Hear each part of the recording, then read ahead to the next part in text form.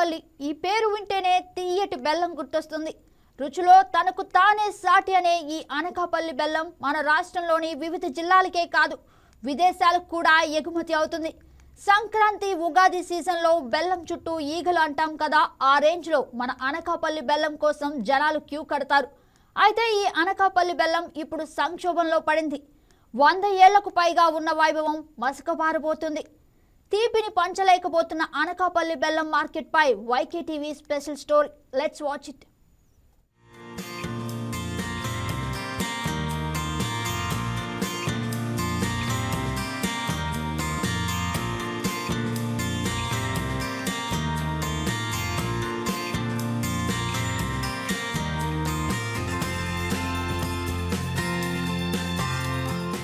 అనకాపల్లి బెల్లం మార్కెట్ అంటే అంతర్జాతీయ స్థాయిలో గుర్తింపు పొందింది. 100 ఏళ్లకు పైగా చరిత్ర ఉన్న అనకాపల్లి బెల్లం మార్కెట్ లో బెల్లం కొనుగోలు విషయంలో వ్యాపారులు పోటీ పడి మరి ఇతర రాష్ట్రాలకు ఎగుమతులు చేసేవారు. దేశంలో చాలా రాష్ట్రాలు బెల్లం తయారు చేస్తున్నప్పటికీ అనకాపల్లి బెల్లంకు మిగిలినవి సాటి రావనేది నిత్య సత్యం. రంగు రుచిలో ప్రత్యేకత కలిగిన అనకాపల్లి దేశంలో 2వ అతిపెద్ద బెల్లం మార్కెట్ యార్డుగా అనకాపల్లి బెల్లం మార్కెట్ ప్రసిద్ధి చెందింది.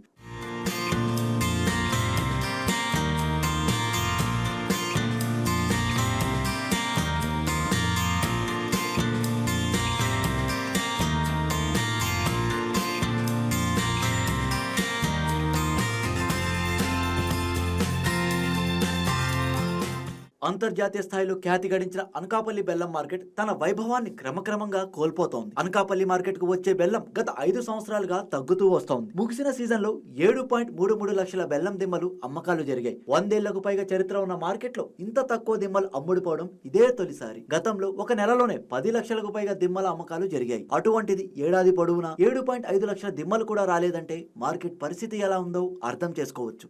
అనకాపల్లిలో కనీసం ఆ రోజులో 45 లక్షల దెమ్మ వచ్చేది. ఇంచుమించు కార్మికులు 1000 మంది పనిచేసేవారు. రాను ఈసరికి 2024 వెళ్ళేసరికి 7 లక్షల దెమ్మ వచ్చింది. 45 లక్షలు ఎక్కడ, 7 లక్షలు ఎక్కడ.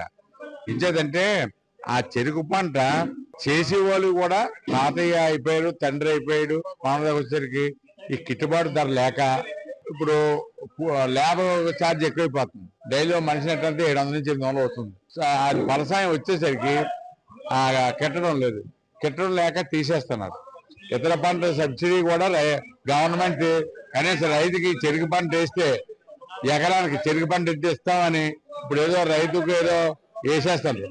అలా కాకుండా చెరుకు పంట మళ్ళీ పెరగాలంటే ఒక చెరుకు పంట వేసేవారికే వాళ్ళు ఎకరానికి ఇంత గవర్నమెంట్ సదుపాయం చేస్తే ప్రతి ఒక్కరూ మళ్ళీ చెరుకు పంట వేస్తారు.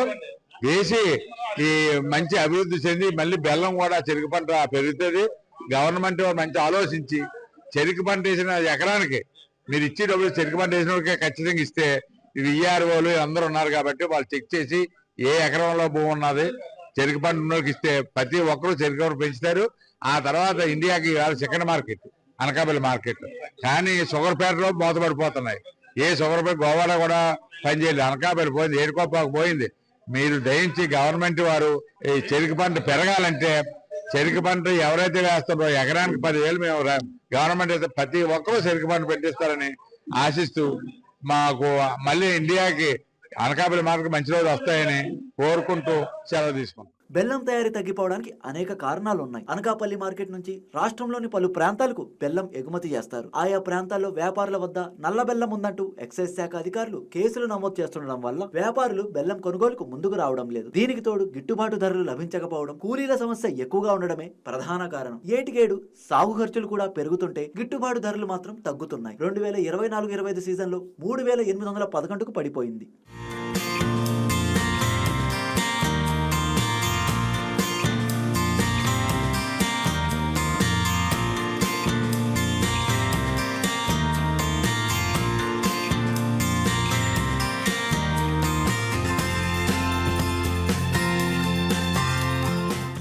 బెల్లం తక్కువగా రావడంతో పాటు ధరలు తగ్గడంతో 2024-25 సీజన్లో మొత్తం అమ్మకాల విలువ 39.29 కోట్ల రూపాయలు మాత్రమే. గత 2 దశాబ్దాల్లో అనకాపల్లి మార్కెట్లో ఇంత తక్కువ వ్యాపారం జరగడం ఇదే తొలిసారి. గత సీజన్తో పోలిస్తే ఇది 2.82 కోట్ల రూపాయల తక్కువగా అమ్మకాలు చేశారు. అనకాపల్లి జిల్లాలో చెరుకు దిగుబడి తగ్గడం, చక్కెర కర్మాగారాలు మూతపడడం వల్ల రైతులతో పాటు కొలగారులు, కార్మికులు కూడా ఇబ్బందులు పడుతున్నారు.